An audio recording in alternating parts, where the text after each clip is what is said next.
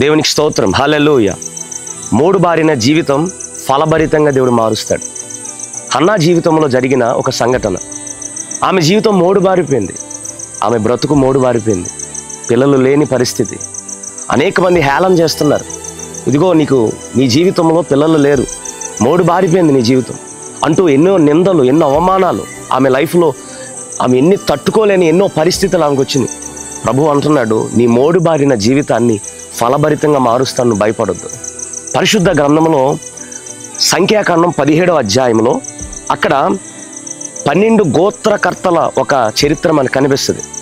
12 గోత్రకర్తల యొక్క కర్రలు చెట్టు నుండి వేరైన కొన్ని ఎండిపోయిన కర్రలు తీసుకొచ్చి ఎప్పుడైతే నిబంధన మందసంలో పెడతారో తెల్లారికి చిగురుస్తాయి.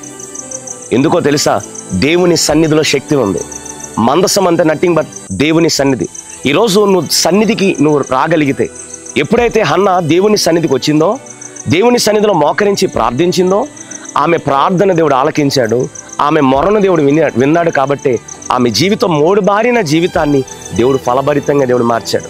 పరిశుద్ధ గ్రంథంలో ఒక వాక్యం మనకు కనిపిస్తుంది, యెషయి మొద్దు నుండి చిగురు పుట్టును.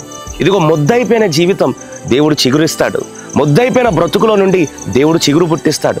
ఒక్క రాత్రిలో ఒక కర్రను 12 గోత్రకర్తల ఒక కర్రలను, ఎండిపోయిన కర్రలను నిబంధన మందసంలో పెడితే తెల్లారికి ఆ కర్ర పరిశుద్ధ గ్రంథంలో కనిపిస్తుంది, అది చిగురించి పువ్వులు పూసి బాదము పండ్లు దాయను అనే మాట మనం చూస్తాం.